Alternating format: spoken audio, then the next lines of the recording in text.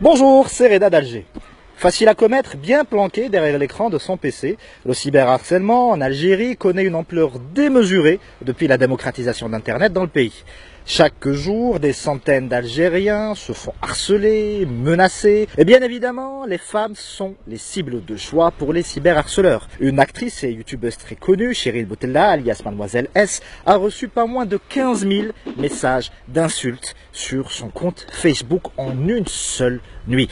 Si on imprimait ça sur du papier, ce serait l'équivalent de 224 mètres de pure méchanceté et de haine. Notre histoire commence en mars 2018 lors d'une conférence autour du cyberharcèlement.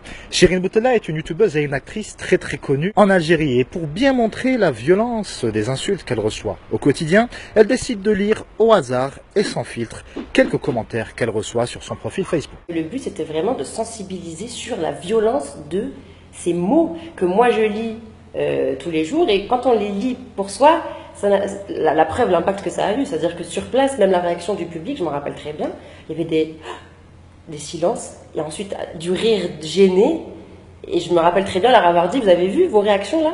Bah dites-vous que moi c'est ce que je ressens aussi. Vous vous en doutez, ça ne se passe pas si bien que ça. Une personne mal intentionnée filme la scène, isole ses 10 secondes et balance ça sur internet avec pour légende. Regardez donc les mauvaises manières de cette actrice. Et pour Cheryl, c'est un cauchemar, une semaine d'insultes, de violences et de menaces. Quand on me dit t'aurais pas dû, fallait faire attention, je dis mais pourquoi j'aurais dû faire attention? On me l'écrit, c'est public. C'est-à-dire que c'est en commentaire public, c'est-à-dire que tout le monde peut le lire.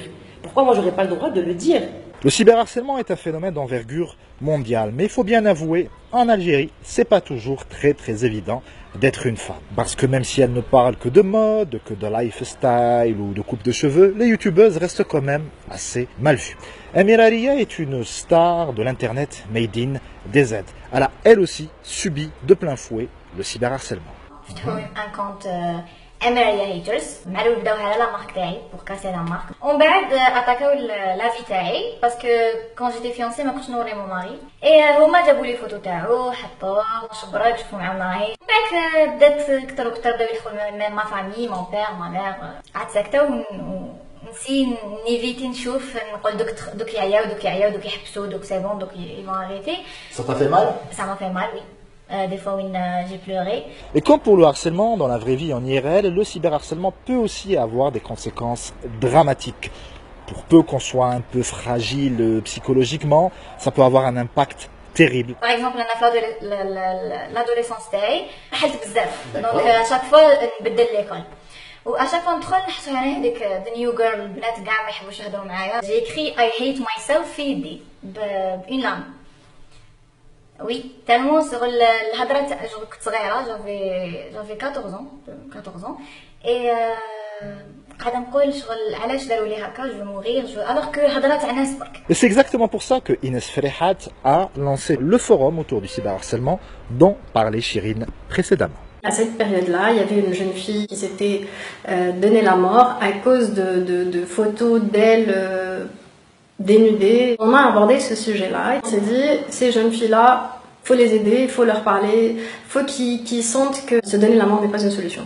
Mais au-delà de ces drames individuels, le cyberharcèlement peut avoir aussi des conséquences très graves. Il risque de dissuader les Algériennes de s'afficher sur Internet. On se dit, bah vous savez quoi, je vais tout arrêter.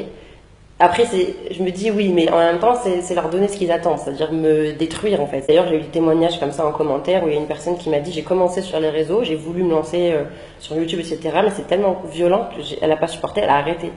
Et dans ce cas-là, c'est la seule solution au final. C'est que si on ne supporte pas, ça peut faire très mal psychologiquement, surtout quand c'est des critiques physiques. Si déjà la personne est complexée de quelque chose et que 1000 personnes d'affilée s'acharnent sur le même petit détail, par exemple rien que pour la série dans laquelle je joue en ce moment, il y a un mec où il y a toujours une petite histoire où on ne sait pas trop, c'est une histoire d'amour. Il y en a plein et qui me disent ouais de toute façon avec tourner ça risque pas d'aller bien loin, avec tourner ça risque pas.